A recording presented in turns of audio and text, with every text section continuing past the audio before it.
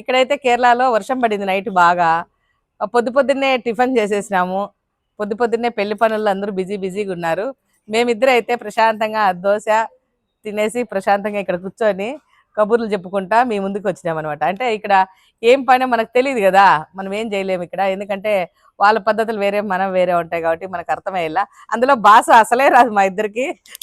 మేమేం చెప్తున్నామో వాళ్ళకి తెలియదు, వాళ్ళు ఏం చెప్తున్నారో మాకు తెలియదు. కాబట్టి ప్రశాంతంగా తిన్నాము, ఇక్కడ స్నానాలు చేసి రెడీ కూర్చున్నాము.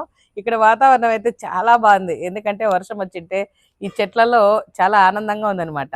అట్లే రెండు మాటలు మా చెల్లెలు కానీ ఇక్కడ ఎట్లయితే తెలియజేస్తుంది. ఏం చెప్పాలా, నాకేం వస్తుంది వస్తుందిలే చెప్పండి.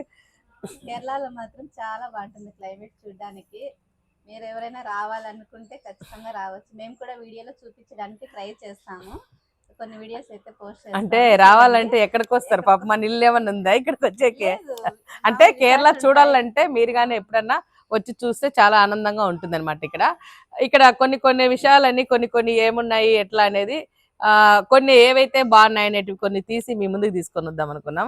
ఎందుకంటే మీకు కానీ తెలియదు కదా, మేమే ఆనందపడితే సరిపోదు కదా, మనందరం ఆనందపడితేనే మంచిగా ఉంటుంది అనుకుంటున్నాను.